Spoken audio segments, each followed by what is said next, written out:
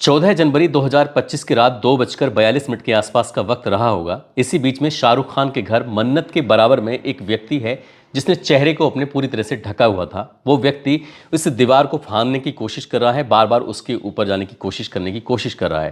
दरअसल उसके पास एक सीढ़ी नुमा एक वस्तु होती है। इससे पहले कि वो चढ़ पाता या दीवार को फांद पाता, तभी शाहरुख खान के घर में पल रहे कुत्तों ने जोर जोर से भौंकना शुरू कर दिया। जैसे ही कुत्तों ने भौंकना शुरू किया है तो सुरक्षा गार्ड भी अलर्ट हो जाते हैं। अब सुरक्षा गार्डों ने आवाज़ लगानी शुरू की कि कौन है। इससे पहले कि सुरक्षा गार्ड कुछ देख पाते कि उधर कोई व्यक्ति है, क्या कर रहा है क्या नहीं कर रहा है, तभी वो उन लोगों की आवाज़ सुनने के बाद, सुरक्षा गार्डों की आवाज़ सुनने के बाद वो संदिग्ध व्यक्ति जो होता है वो वहाँ से भाग खड़ा होता है। हालांकि ये मामला ना तो किसी पुलिस स्टेशन तक जाता है और ना ही सुरक्षा गार्डों ने इस मामले को इतना गंभीरता से लिया था। लेकिन इस घटना के 24 घंटे का समय ही हुआ था कि यहाँ से लगभग 500 या 700 मीटर की दूरी पर शाहरुख खान के घर के पास में ही सैफ अली खान का भी आशियाना है। वहाँ पर एक संदिग्ध व्यक्ति घर के अंदर जाता है। पहले तो उसने चेहरे पे ढाटा बांधा हुआ है, उसके बाद जब वापस लौट के आता है तो उसके चेहरे पे ढाटा नहीं था। लेकिन जब वापस लौट कर आता है तो वहाँ जाकर तांडव मचाता है। सैफ अली खान को एक के बाद एक 6 बार चाकू मारता है और जैसे ही 6 बार चाकू मारता है वो गंभीर रूप से घायल हो जाते हैं। और ये मामला पूरे इंडिया ही नहीं बल्कि देश दुनिया में फैल जाता है। जो भी सैफ अली खान के चाहने वाले होते हैं वो सोचने पर मजबूर हो जाते हैं कि आखिरकार ये हमला किसने किया है, क्यों किया है। दरअसल भारत की सबसे ज़्यादा तेज तर्रार मानी जाने वाली मुंबई की पुलिस इस घटनाक्रम की जांच पड़ताल में जुट गई है। 20 से ज़्यादा टीम और उसमें भी काबिल ऑफिसर ये पता लगाने में जुट गए हैं कि आखिरकार वो हमलावर कौन था। लेकिन उस तक अभी पुलिस पहुंची नहीं है और पुलिस के हाथ अभी खाली हैं। लेकिन हम आज की कहानी के माध्यम से जानने की कोशिश करेंगे कि आखिरकार वो था कौन। आदाब, नमस्कार, सत श्री अकाल। मैं उस्मान सैफी। आज की जो सच्ची घटना मैं आपको सुनाने जा रहा हूँ, ये सच्ची घटना है महाराष्ट्र प्रदेश की राजधानी मुंबई के बैंड्रा थाना इलाके की। यहाँ पर एक अपार्टमेंट है जिसका नाम सदगुरु शरण अपार्टमेंट है। 12वें माले की बात है। फिल्म अभिनेता सैफ अली खान अपने पूरे परिवार के साथ ये रहते हैं। करीना कपूर भी रहती हैं, साथ ही उनके बच्चे भी रहते हैं। जो उनका छोटा बेटा है जिसका नाम जय है उर्फ जहांगीर खान भी कहा जाता है उसको उसकी देखरेख करने वाली, उसको पालने वाली जो उसकी मेड है जिसका नाम अरियामा फिलिप उर्फ लीमा होता है। उम्र लगभग 56 साल के आसपास होती है। वो 16 जनवरी 2025 को बैंड्रा पुलिस स्टेशन जाती हैं और जाकर बताती हैं कि 15 जनवरी 2025 की रात लगभग 11 बजे के आसपास का वाक़या रहा होगा। उन्होंने छोटे वाले बेटे जिसका नाम जय होता है, जय को जो भी खाना वाना खिलाना है, उसको दूध पिलाना है, उसके बाद उसको सुला दिया। सुलाने के बाद वो भी जाकर अपना आराम करने लगती हैं। लेकिन जैसे ही रात के 2 बजते हैं, यानी कि 16 जनवरी 2025 की रात 2 बजे के आसपास का वक्त रहा होगा, इसी बीच में घर से कुछ आहट की आवाज़ आती है। और जैसे ही आहट की आवाज़ आती है उनकी आँख खुल जाती हैं। उनकी आँख खुलती है, उन्होंने आँख खुलकर देखा तो जो जेह का कमरा है तो उस कमरे की जो बाथरूम है वहाँ की लाइट जली हुई थी। उनको ऐसा लगता है कि जैसे करीना कपूर शायद अपने बच्चे को देखने के लिए आई हैं कि वो ठीक से सो रहा है कि नहीं सो रहा है।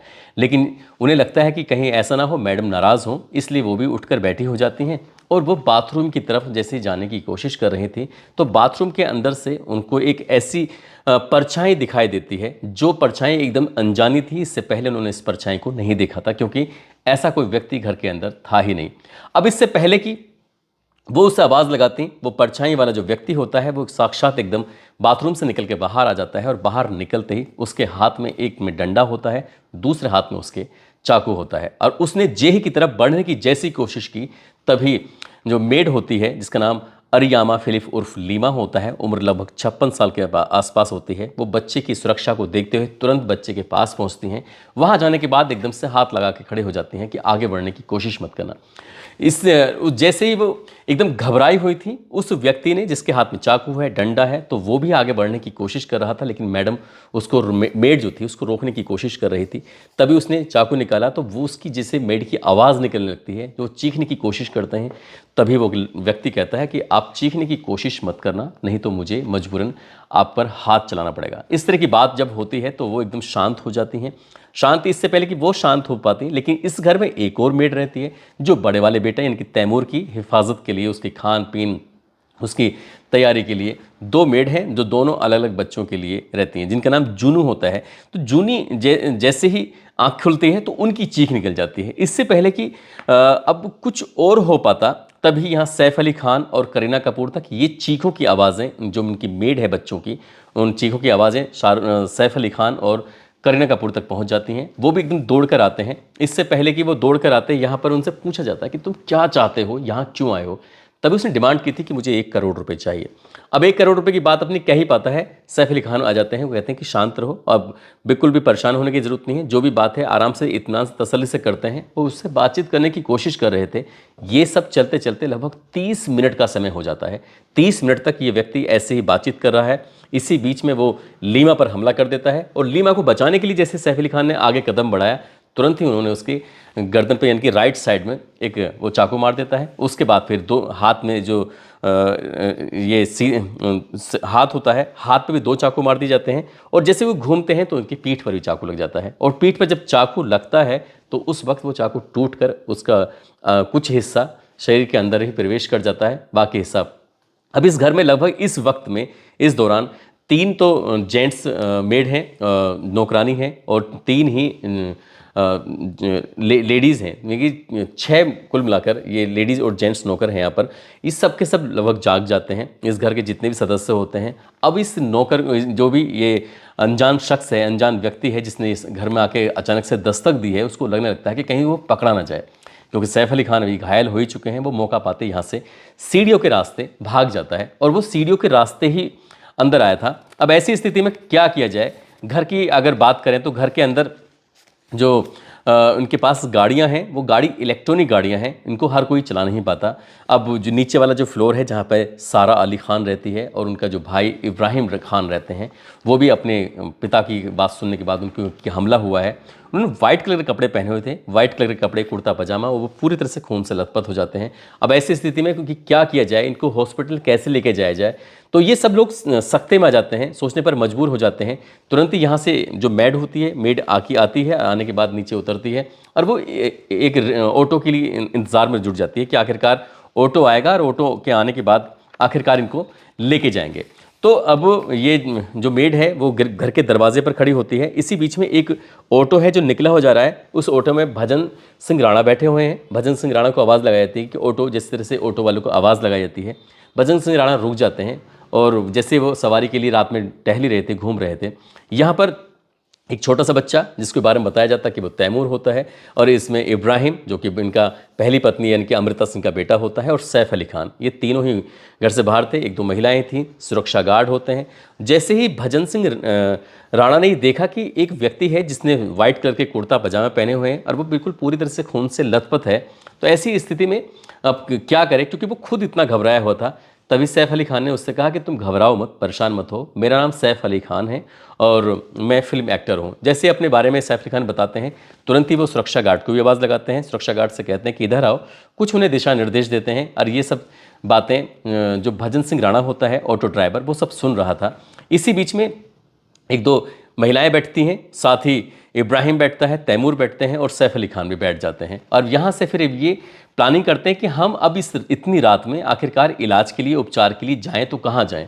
तो जैसे ही ये उपचार वाली बात आती है तो एक होली फैमिली वहाँ का बहुत ही मशहूर हॉस्पिटल है, वहाँ का भी नाम आता है और लीलावती हॉस्पिटल का भी नाम आता है। वो कहते हैं कि एक काम करो, यहाँ से 2 मिनट की डिस्टेंस पर लीलावती हॉस्पिटल है, यहाँ चलते हैं, क्योंकि होली फैमिली थोड़ा दूर पड़ेगा और देर हो जाएगी तो फिर गड़बड़ी भी हो सकती है, क्योंकि चोट ज़्यादा लगी थी। वो खून से बिल्कुल पूरी तरह से लथपथ है। यहाँ से 2 मिनट की दूरी पर जैसे ही ऑटो वहाँ पहुँचता है लीलावती हॉस्पिटल, ये लगभग डॉक्टरों की टीम इकट्ठा हो जाती है रात के 3:15 के आसपास तक। और सैफ अली खान की हालत को देखने के बाद उन्हें तुरंत ही सर्जरी के लिए ऑपरेशन थिएटर में लेके जाते हैं और वहाँ जाने के बाद उनका इलाज शुरू हो जाता है। रात के 3:15 पर उनका इलाज शुरू होता है और लगभग दोपहर के लगभग 12 बज जाते हैं, यानी 16 जनवरी के दोपहर 12 बजे के आसपास, लगभग 5-6 घंटे के आसपास उनका उपचार जब चलता है तो यहाँ पर 2 उनके ऑपरेशन होते हैं, सर्जरी होती है। और सर्जरी होने के बाद फिर ये थोड़ा सा डॉक्टरों की टीम इत्मीनान करती है, क्योंकि उनके हाथ में 2 जगह गंभीर चोट लगी हुई थी, गर्दन पर उनकी चोट लगी हुई थी राइट साइड में, और साथ ही जो उनकी पीठ पर जो चाकू टूट कर अंदर फंस गया था, वो रीढ़ की हड्डी से बिल्कुल एकदम करीब था। यदि रीढ़ की हड्डी से 2 सेंटीमीटर या 2 मिलीमीटर भी एकदम करीब में होता तो शायद बताया जाता है कि वो रीढ़ की हड्डी को डैमेज कर सकता था, इससे सैफ अली खान को बहुत बड़ा नुकसान हो सकता था।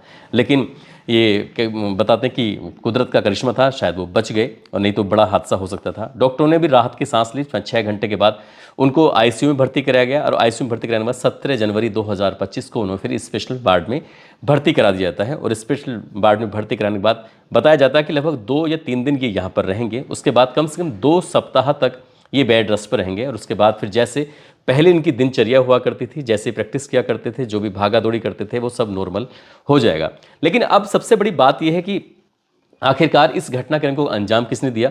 अब ये लीमा ही जाती हैं बांद्रा थाने में, जाकर पूरी घटनाक्रम, पूरी कहानी बताती हैं। उसके बाद फिर पुलिस अलर्ट होती है, थाने में एफआईआर दर्ज कर ली जाती है मेड के शिकायत के आधार पर। अब पुलिस इस मामले की जांच पड़ताल में जुटती है। तो अलग अलग इलाकों के सीसीटीवी कैमरे जब खंगाले जा रहे थे, तो उस सीसीटीवी कैमरे को खंगालने के बाद ये पता चलता है कि जो ये सद्गुण शरण अपार्टमेंट है, तो इस अपार्टमेंट में जो संदिग्ध व्यक्ति होता है वो रात 1:37 और 53 पर 6वें माले पर देखा गया था ऊपर जाता हुआ। उस वक्त उसने अब वो जूते वगैरह नहीं पहने हुए थे, लेकिन अपने चेहरे को उसने पूरी तरह से ढका हुआ था ताकि उसकी पहचान ना हो सके।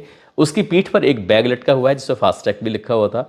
वो आराम से जाता है, लगभग यहाँ पर 55 मिनट तक रहता है, और 55 मिनट रहने के बाद 2:33 में जब वो वापस आता हुआ दिखाई देता है, तो इस बार उसके चेहरे पर वो जो गमछा उसने गले में डाला हुआ था, उसने अपने चेहरे को नहीं ढका था। शायद उसे जल्दबाजी में ये सब करने का अवसर ना मिला हो, लेकिन वो भागने के लिए उसने जाते हुए पे शूज़ नहीं पहने हुए थे, लेकिन वापसी में बताते हैं कि वो शूज़ पहन रखे थे, और यहाँ से वो आराम से उतर जाता है। लगभग 55 मिनट के आसपास तक ये इस बिल्डिंग से आता और जाता दिखाई देता है। जब 55 मिनट का अंतराल उसमें रहा था, ये बताया जाता है कि लगभग इसने आधे घंटे तक उनके साथ संघर्ष किया था, उनके साथ उन्हें चोट पहुंचाई थी, और करीब करीब 15 मिनट के आसपास वो इधर उधर बाथरूम वगैरह में छिपा हुआ था। उसने घर के अंदर प्रवेश करने की इस बार कोशिश की थी। हालांकि पुलिस की 20 टीमें हैं जो उस व्यक्ति को ढूंढने में जुट जाती हैं, उसकी कदकाठी जैसा। ऐसे ही जब पुलिस की टीम शाहरुख खान के घर के आसपास के इलाके के भी सीसीटीवी कैमरे खंगाल रही थी, तभी एक संदिग्ध व्यक्ति दिखाई देता है, जो 14 जनवरी 2025 की रात लगभग 2:42 के आसपास जो शाहरुख खान के घर के अंदर झांकने की कोशिश कर रहा था। लेकिन उनके जो कुत्ते जो उनके घर में पल रहे हैं, उन्होंने जब जोर जोर से भौंकना शुरू किया है, तो वो संदिग्ध व्यक्ति जिसने अपने चेहरे को ढक रखा था, वो वहाँ से भाग जाता है। उसकी कदकाठी और जो सैफ अली खान के घर में प्रवेश करता है, उसकी कदकाठी बिल्कुल एक जैसी दिखाई देती है। ऐसा लग रहा था कि पहले उसने शाहरुख खान के घर में घुसने की कोशिश की, लेकिन वहाँ वो अंदर प्रवेश नहीं कर पाता है, और वो अगले दिन यानी कि ठीक 24 घंटे के बाद वो सैफ अली खान के घर में जाता है, और वो बहुत बड़ी मात्रा में उनको नुकसान पहुंचा के आता है। उनको बहुत ज़्यादा नुकसान हो सकता था, लेकिन ये ठीक मतलब अभी उनकी हालत में वो सुधार है। अब पुलिस ने अलग अलग इलाकों के, अब चाहे नाला सुपारा हो या फिर बांद्रा के इलाके हों, हर जगह पर ये ढूंढना शुरू कर दिया। और जो सीसीटीवी फुटेज में उस व्यक्ति की चेहरा, उसकी जो कदकाठी, उसकी जो बॉडी आई थी, उसकी फ़ोटो को भी ये वायरल कर दिया जाता है, ताकि कोई व्यक्ति ये सूचना दे सके कि आखिरकार ये सीसीटीवी फुटेज में जो व्यक्ति दिखाई दे रहा है वो है कौन। अगर वो मुंबई का होता तो जाहिर सी बात है कोई ना कोई उसके बारे में ज़रूर बताता। वो मुंबई से कहीं अलग का है, दूर का है, और हो सकता है कि वो किसी गांव का हो, गांव का, क्योंकि वहां हो सकता है कि सीसीटीवी फुटेज वहां तक ना पहुंच रही हो। इसलिए अभी पुलिस वहां तक पहुंचने में, हालांकि डंप डाटा के माध्यम से जो भी मोबाइल वगैरह यूज़ करते हैं, उसके माध्यम से ही पता करने की कोशिश की जा रही है। ऐसे ही बांद्रा रेलवे स्टेशन पर एक संदिग्ध व्यक्ति मिल जाता है। वो उसकी भी उम्र लगभग 30 या 32 साल के आसपास रही होगी। उसकी पीठ पर भी एक बैग लटका हुआ है। उसका चेहरा, मोहरा, उसके बाल वगैरह बिल्कुल वैसे ही हैं जो सैफ अली खान के घर में अंदर प्रवेश कर रहा था। पुलिस ने उस संदिग्ध व्यक्ति को जब हिरासत में लिया, उससे जब पूछताछ की, उससे जब बातचीत की, तो ये पता चलता है कि लगभग वो उससे पहले 5 ऐसे घरों में वो अंदर जाने की कोशिश कर चुका है, वहाँ चोरी करने के प्रयास कर चुका है। लेकिन इस व्यक्ति का इस सैफ अली खान के घर में घुसने से कोई भी ताल्लुक नहीं है। बिल्कुल ये मामला बिल्कुल अलग है। लेकिन फिर भी पुलिस की जांच पड़ताल अभी जारी है। हालांकि पुलिस ने 17 जनवरी 2025 को मीडिया को साफ साफ बताया कि जो व्यक्ति हमने पूछताछ के लिए हिरासत में लिया था, उसका सैफ अली खान के घर में हमला करने वाले से कोई भी दूर दूर तक ताल्लुकात नहीं है। हालांकि अभी इस घटना को 2 दिन से ज़्यादा का समय बीत चुका है, और अभी पुलिस की कोई सफलता नहीं मिल पाई है। लेकिन ये भी बताया जाता है कि अगर भारत की पुलिस की बात करें तो दिल्ली और बम्बई, ये 2 पुलिस ऐसी हैं जो सबसे ज़्यादा टेक्नोलॉजी के मामले में हाई फाई हैं, साथ ही इनके काम करने का तरीका और प्रदेशों के मुकाबले सबसे ज़्यादा बेहतरीन है। लेकिन ये पुलिस भी अभी तक उस जो संदिग्ध व्यक्ति जिसने सैफ अली खान पर हमला किया है, वहाँ तक पहुँच नहीं पाई है। हालांकि पुलिस का दावा है कि उस व्यक्ति को जल्द ही गिरफ्तार कर लिया जाएगा, पकड़ लिया जाएगा। लेकिन वो पकड़ा जाएगा या नहीं पकड़ा जाएगा, इस पर भी सवाल उठ रहे हैं। साथ ही जिस तरह के सोशल मीडिया पर अलग अलग मामले चल रहे हैं, जैसे कि अभी पिछले दिनों इस घटना से लगभग 15 या 20 दिन पहले की बात है, मुरादाबाद की यूनिवर्सिटी के अंदर एक राष्ट्रीय कवि इस तरह के बयानबाजी देते हैं सैफ अली खान के बच्चों को लेकर। वो मामला भी उस मामले से जोड़कर देखा जा रहा है कि किस उस राष्ट्रीय कवि से इन्फ्लुएंस होकर कोई व्यक्ति उनके घर में तो नहीं पहुंच गया है। कुछ लोग कह रहे हैं कि चोरी का मामला है। अभी चोरी है या फिर वो व्यक्ति है या फिर कुछ और मामला है। कुछ लोगों ने तो यहाँ तक भी कहना शुरू कर दिया है कि जिस तरह से लॉरेंस बिश्नोई के लोग हमले कर रहे हैं, जैसे पिछले दिनों सलमान खान के घर पर फायरिंग होती है, उसके बाद फिर बाबा सिद्दीकी जो कि पूर्व मंत्री रहे हैं महाराष्ट्र सरकार के अंदर, उनकी हत्या कर दी जाती है। अब सैफ अली खान के घर पर हमला हो जाता है।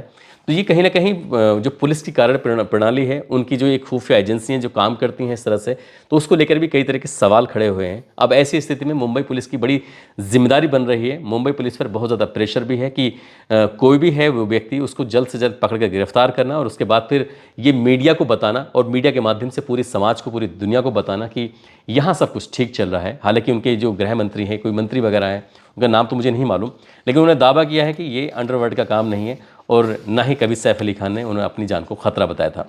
दोस्तों, इस पूरे घटनाक्रम को सुनाने का उद्देश्य किसी को परेशान करना नहीं है, किसी का दिल दुखाना नहीं है, बल्कि आपको जागरूक करना है, आपको सचेत करना है। जिस तरह से मीडिया के कुछ लोगों ने ये बोलना शुरू कर दिया कि लॉरेंस बिश्नोई के लोगों ने शायद इस तरह का हमला किया है, कि लॉरेंस बिश्नोई की अभी तक जितने भी मामले हुए हैं उसमें किसी की हत्या हुई है या किसी घर फायरिंग हुई है तो उनके पास आधुनिक हथियार होते हैं। ऐसा हथियार नहीं होता कि वो किसी के शरीर में मारा जाए और उसका चाकू टूटकर 2 हिस्से में बंट जाए। जिसको निकाला भी गया था उसकी भी फ़ोटो काफ़ी वायरल हो रहा है। तो इसमें लॉरेंस बिश्नोई का तो हाथ बिल्कुल साफ साफ मना कर रहे हैं किसी गैंगस्टर का।